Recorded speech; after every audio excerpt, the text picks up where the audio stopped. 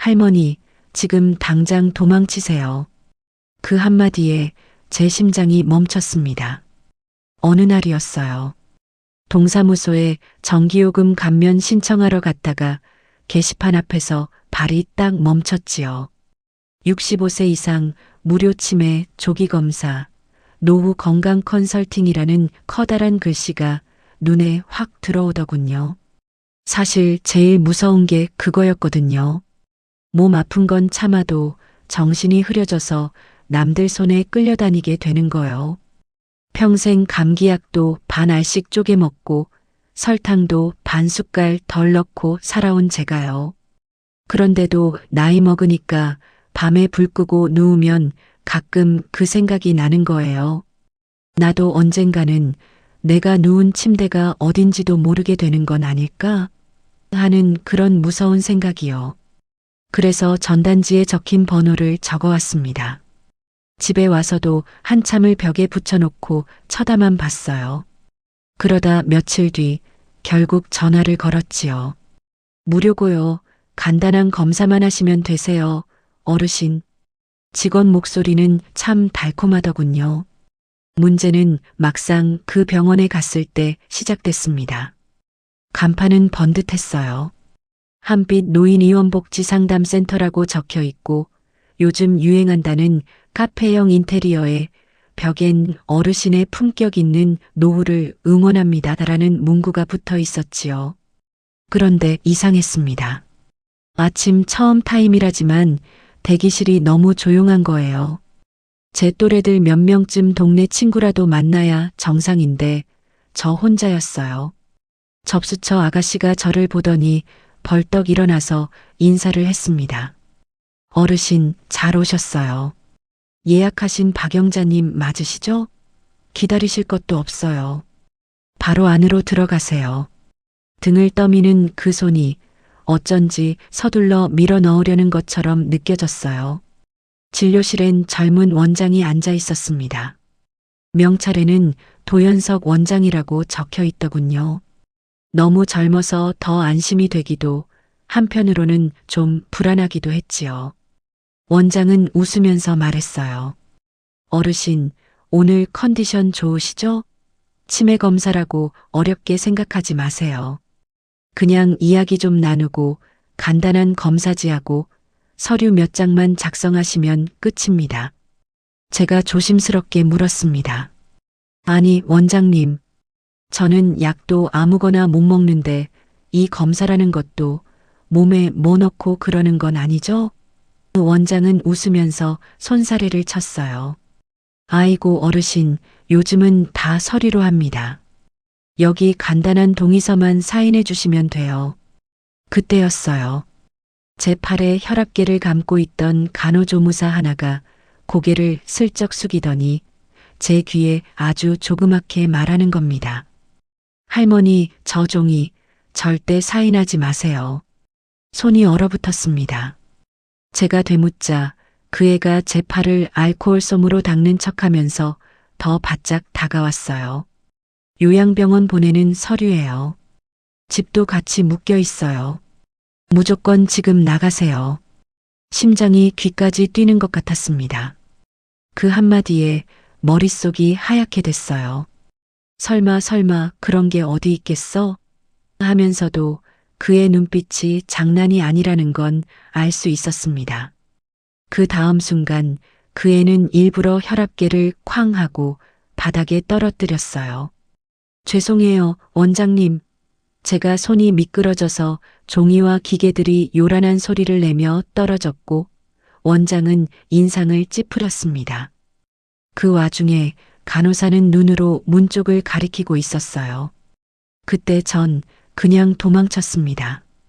가방을 꽉 끌어안고 진료실을 뛰쳐나와서 복도를 지나 엘리베이터로 그리고 병원 문 바깥으로요. 신발끈도 안 묶인 채로요. 나와서 한참을 떨다가 집으로 돌아왔습니다. 두 다리가 내 다리 같지가 않더군요. 그날 밤 우편함을 보러 나갔다가 또 한 번 소름이 돋았습니다. 누가 서류 봉투 하나를 꽂아놓고 갔더라고요. 박영자 어르신께라고 볼펜으로 휘갈겨 쓴 글씨와 함께요. 집에 가져와 열어보니 복사본 서류들이 눈에 들어왔습니다. 장기요양 인정 신청서, 입원 동의서, 재산관리 위임장, 신청자란에 박영자 제 이름이 적혀 있었고 보호자란에는 박준호라는 이름과 서명이 있었습니다. 그 옆으로는 제가 자주 쓰는 도장 모양이 찍힌 스캔본이 있었어요. 이게 어떻게 여기 들어와 있지? 손이 덜덜 떨렸습니다. 거기엔 메모 한 줄도 같이 들어 있었어요. 할머니, 오늘 사인 안 하셔서 다행이에요. 이 서류들 다 합치면 어르신 인생이 통째로 묶입니다. 내부 직원. 그날 새벽까지 저는 서류만 붙들고 있다가 결국 아들 준호에게 전화를 걸었습니다. 새벽 6시쯤이었어요. 준호가 부스스한 목소리로 전화를 받았지요. 엄마, 왜 이렇게 일찍? 제가 떨리는 목소리로 말했습니다. 준호야, 너 지금 당장 와봐. 큰일 났어. 1시간 뒤 준호가 달려왔습니다. 넥타이도 제대로 안 맨 채로요. 제가 서류를 탁자 위에 펼쳐놓고 손가락으로 가리켰어요. 이게 뭐야? 보호자가 왜 내 이름이고 내 도장이 왜 여기 찍혀 있어? 준호는 서류를 보더니 얼굴이 하얗게 질렸습니다. 그리고는 한참을 입을 다물고 있다가 천천히 말했어요. 엄마, 이건 오해야. 엄마가 예전에 도장 맡겼잖아. 나한테. 혹시 몰라서 등급 준비 좀 하려고 했던 건데. 제 가슴이 철렁 내려앉았습니다. 등급? 무슨 등급? 나 정신 멀쩡해. 준호가 말했어요. 엄마, 요즘 자꾸 반복해서 말하잖아. 같은 이야기를. 나도 걱정돼서 그랬던 거라고. 그 말에 순간 제 자신이 의심스러워지더군요. 내가 그랬나? 정말로? 하지만 그 서류 뭉치를 보는 순간 뭔가 이상하다는 걸 느꼈어요. 이건 단순히 준비가 아니었습니다. 준호야, 엄마가 바보 같아도 이 정도는 알아. 재산관리 위임장이 왜 필요해? 이건 준비가 아니라 날 묶어버리려는 거잖아. 준호는 고개를 푹 숙였습니다. 그리고 한참 뒤에 떨리는 목소리로 말했어요. 엄마, 미안해. 회사에서 재개발 사업 때문에 큰일 날 뻔했어. 그 사람들이 어르신 한 분당 수수료를 준다고 해서 그 순간 세상이 무너지는 것 같았습니다. 내 아들이 나를 팔아넘기려 했다는 게 믿기지 않았어요. 손이 바들바들 떨렸지만 저는 최대한 침착하게 물었습니다. 그럼 나 말고도 다른 어르신들도? 준호는 대답하지 못했어요. 그 침묵이 모든 걸 말해주고 있었습니다. 저는 준호를 내보냈습니다. 일단 가봐. 나 좀 혼자 있고 싶어. 문이 닫히는 소리가 유난히 크게 들렸어요. 그날 밤 9시쯤이었을 거예요. 초인종이 울렸습니다. 문을 열어보니 낮에 그 간호조무사가 서 있었어요. 모자를 푹 눌러 쓰고 주변을 살피면서요. 할머니, 저예요. 이수정이요. 들어가도 될까요? 저는 그 애를 안으로 들였습니다. 수정이는 가방에서 USB 하나를 꺼내더니 제 낡은 노트북에 꽂았어요. 화면에 엑셀 파일이 떴습니다. 거기엔 이름들이 빼곡하게 적혀 있었어요. 박영자, 김순덕, 이명자, 최봉순 모두 70대, 80대 어르신들이었습니다. 할머니, 이 사람들 다 똑같은 수법으로 당했어요. 무료 검사라고 속여서 불러들이고 서류에 사인 받아서 요양병원 보내고 재산은 보호자 명의로 넘기고 저희 병원만 이런 게 아니에요. 전국에 이런 센터가 20곳도 넘어요. 수정이는 눈물을 글썽이면서 말했습니다. 저희 외할머니도 작년에 이렇게 당하셨어요. 요양원에 들어가신 지 3달 만에 돌아가셨는데 할머니 집은 이미 다른 사람 명의로 넘어간 뒤였어요. 전 그때 아무것도 몰랐어요. 그런데 이 병원에 취직하고 나서 똑같은 일이 매일 벌어지는 걸 보게 됐죠. 저는 화면을 보면서 물었습니다. 그럼 이 사람들은 지금 어디 있어? 대부분 요양병원에 계세요. 가족들은 매달 입원비를 내고 있고요. 그런데 그 돈이 다 어디로 가는지 아세요? 병원, 브로커, 그리고 수정이가 마우스를 클릭하자 새 파일이 열렸습니다. 거기엔 태성복지재단, 한강재개발 시행사, 그리고 국회의원 이름까지 적혀 있었어요. 할머니, 이거 단순한 사기가 아니에요. 재개발 지역 어르신들을 타겟으로 해서 집을 헐값에 넘기게 만드는 조직적인 범죄예요. 정치인까지 연결돼 있어요. 제 손이 다시 떨리기 시작했습니다. 하지만 이번엔 무서워서가 아니었어요. 화가 났습니다. 이렇게 많은 어르신들이 이렇게 당하고 있다는 게, 그럼 우린 뭘 해야 돼? 수정이가 말했어요. 신고해야 해요. 근데 구청은 믿으면 안 돼요. 거기도 한통속이에요. 제가 아는 PD 한 분이 있는데 방송으로 터뜨릴 수 있대요. 근데 증인이 필요해요. 할머니가 나서주셔야 해요. 저는 잠시 망설였습니다. 방송에 나간다는 게 쉬운 일은 아니잖아요. 그런데 그 엑셀 파일의 이름들이 자꾸 눈에 밟혔어요. 저와 똑같은 처지의 어르신들. 어쩌면 지금도 어딘가에서 떨고 계실 분들. 좋아. 해보자. 그날부터 제 싸움이 시작됐습니다. 다음 날 아침 수정이와 함께 구청 노인복지과를 찾아갔습니다. 혹시 몰라서 작은 녹음기를 가방 안에 켜둔 채로요. 민경수 팀장이라는 사람이 저희를 맞았어요. 50대쯤 돼 보이는 배 나온 남자였습니다. 저는 서류 뭉치를 책상 위에 펼쳐놓으면서 말했어요. 팀장님, 이 서류들 좀 봐주세요. 한빛 노인의원에서 이렇게 불법으로 어르신들 재산을 빼돌리고 있어요. 민경수 팀장은 서류를 대충 훑어보더니 피식 웃었습니다. 어르신, 이거 다 합법적인 절차예요. 장기요양 등급 신청은 보호자가 할 수 있고 재산 관리도 법정 대리인 지정되면 가능한 거거든요. 근데 제가 동의한 적 없는데요? 어르신, 여기 도장 찍혀 있잖아요. 이게 증거죠. 제 목소리가 떨렸습니다. 그 도장은 제가 준 적 없어요. 제 아들이 멋대로 쓴 거라고요. 민경수 팀장은 한숨을 쉬면서 말했어요. 어르신, 가족 간의 일은 저희가 개입하기 어렵습니다. 아드님하고 잘 상의하세요. 그리고 그는 수정이를 쳐다보면서 말했어요. 이수정 씨 맞죠? 병원 내부 자료 무단으로 가져온 거 아닙니까? 이거 불법이에요. 수정이가 당황하는 걸 보고 저는 재빨리 말했습니다. 내부 자료가 아니라 제가 받은 서류예요. 제 개인정보잖아요. 민경수 팀장은 서류를 슬쩍 서랍 안으로 밀어넣으면서 말했어요. 일단 이거 저희가 조사해 보겠습니다. 연락 기다리세요. 구청 문을 나서는데 등 뒤로 그의 목소리가 들렸어요. 이런 거 쓸데없이 건드리지 마세요. 어르신 몸만 고생입니다. 수정이가 제 팔을 붙잡았어요. 할머니, 저 사람 절대 조사 안 해요. 묻어버릴 거예요. 저도 알고 있었습니다.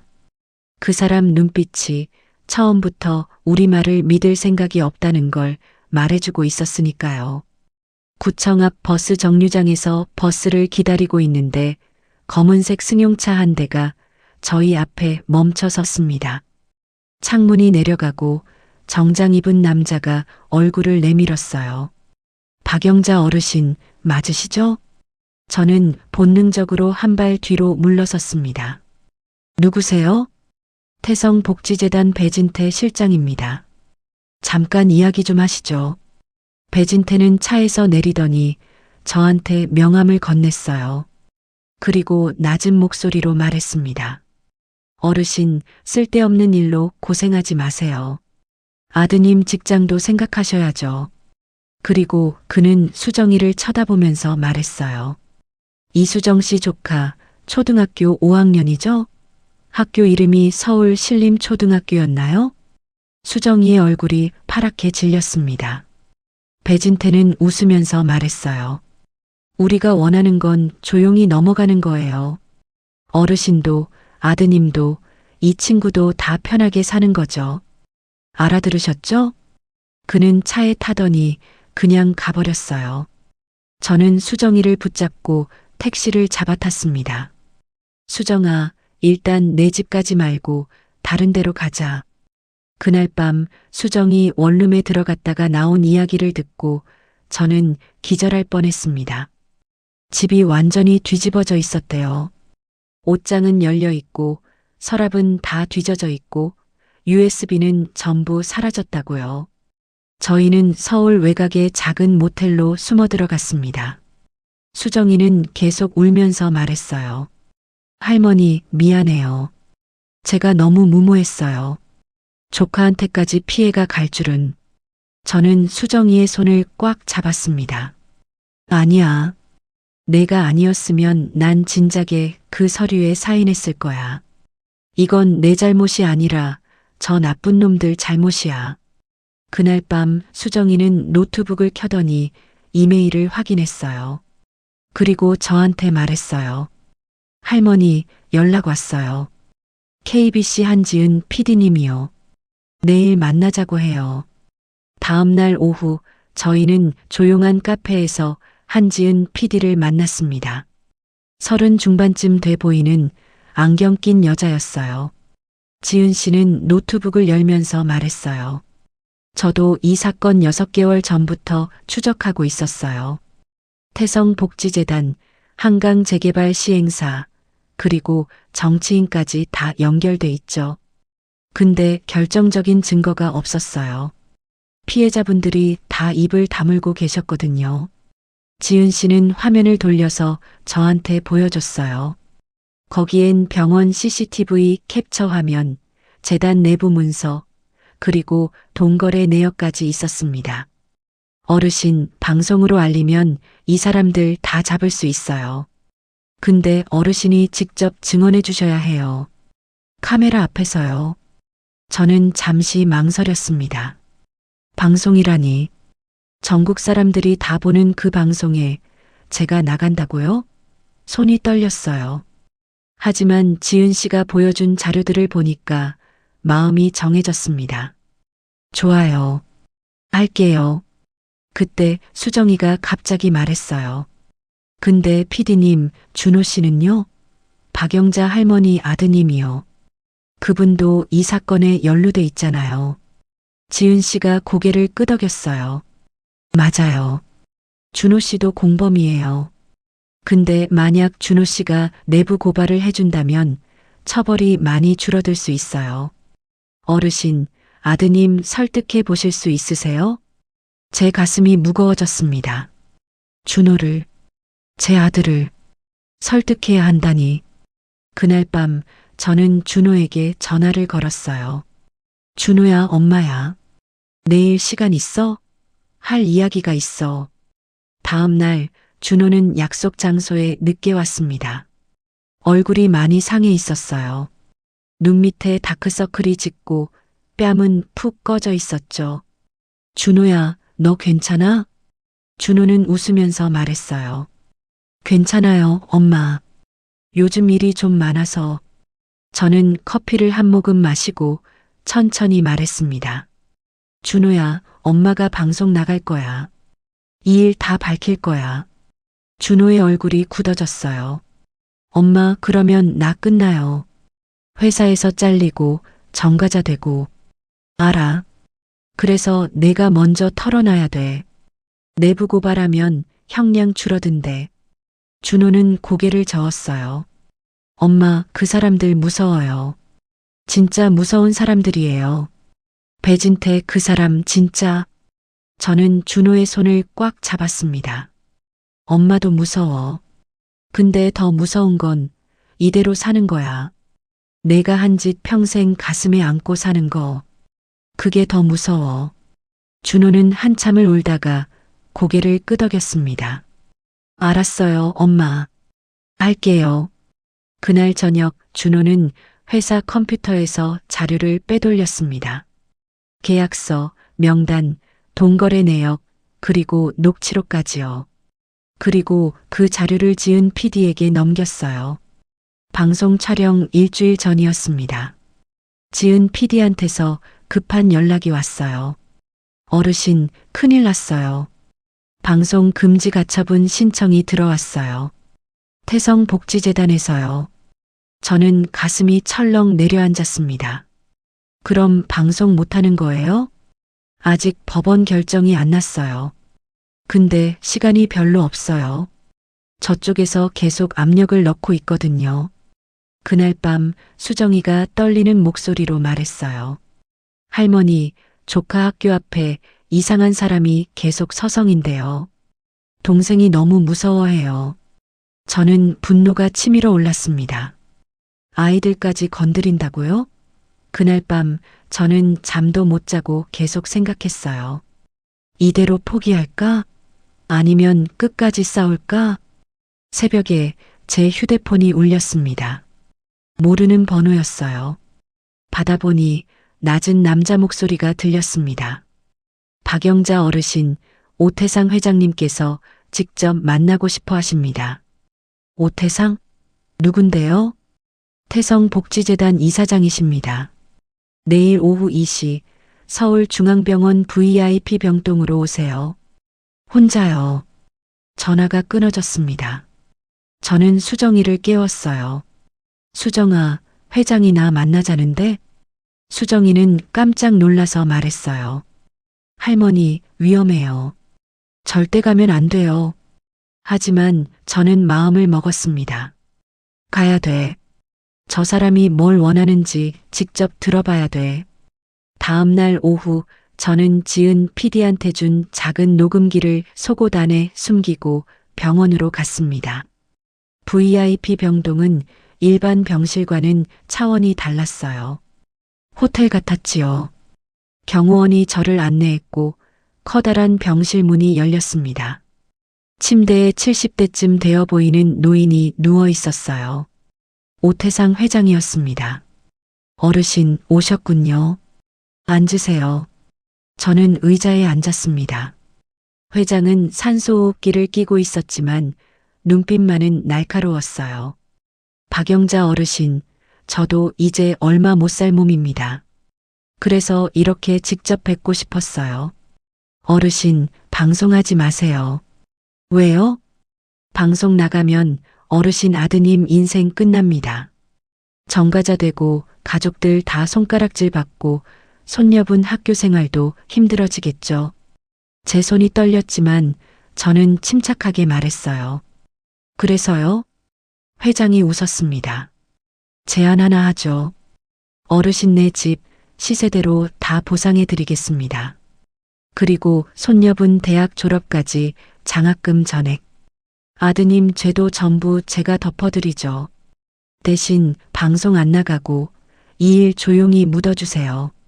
제 심장이 두근거렸습니다. 솔직히 마음이 흔들렸어요.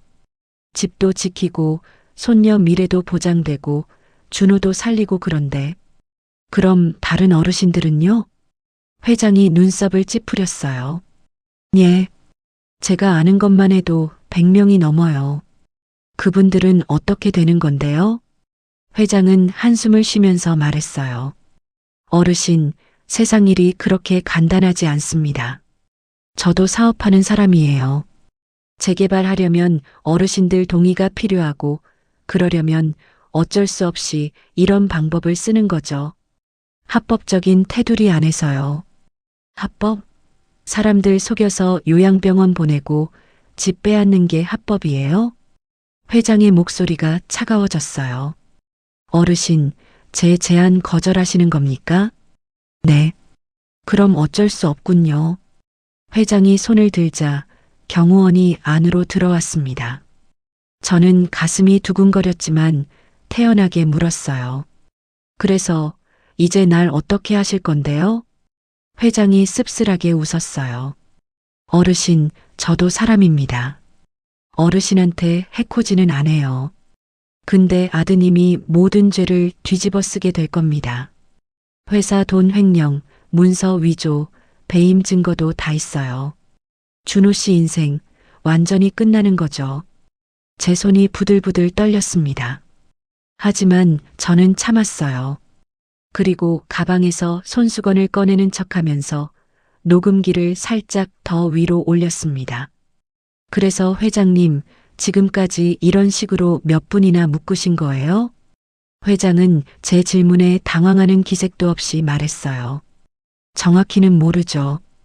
민경수 팀장이 관리하니까. 한 200명? 300명?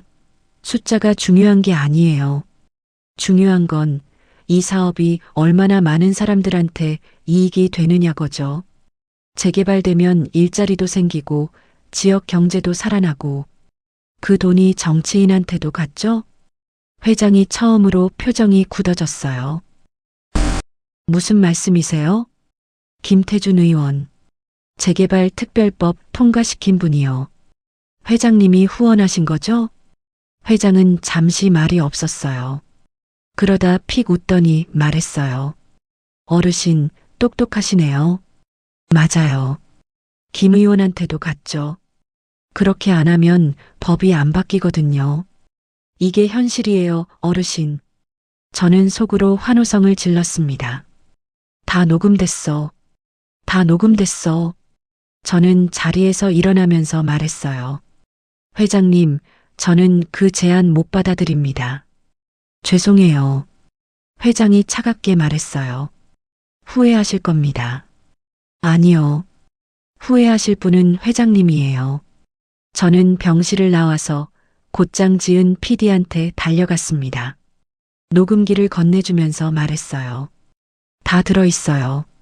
회장 고백, 정치인 뇌물, 민경수 팀장 이름까지 전부요.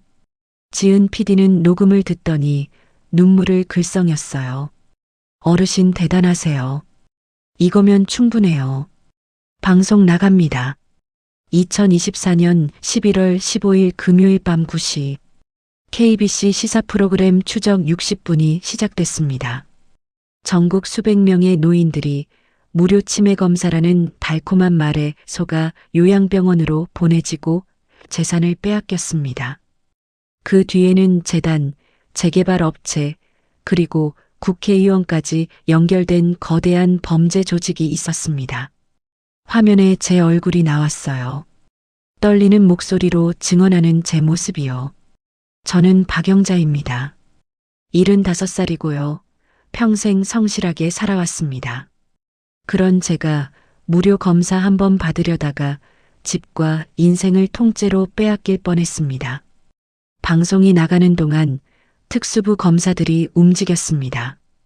태성복지재단 본사, 한빛 노인의원, 구청 노인복지과를 동시에 압수수색했어요.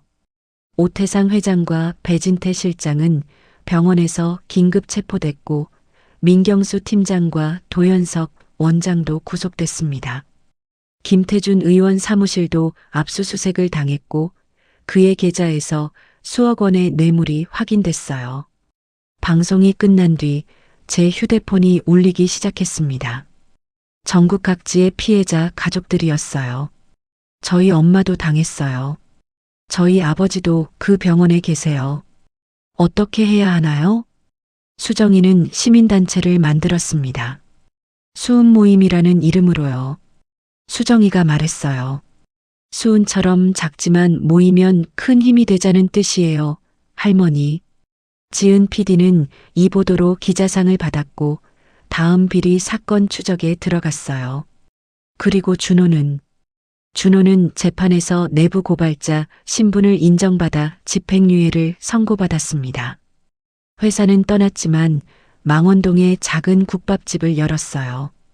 피해자 보상 모임에도 꾸준히 참여하면서 속죄하며 살아가고 있습니다. 1년이 지났습니다. 어느 봄날 아침 저는 손녀 소민이와 함께 학교 앞을 걷고 있었어요. 소민이가 제 손을 꼭 잡으면서 말했습니다. 할머니, 선생님이 그러시는데 할머니 정말 대단한 사람이래요. 저는 웃으면서 말했어요.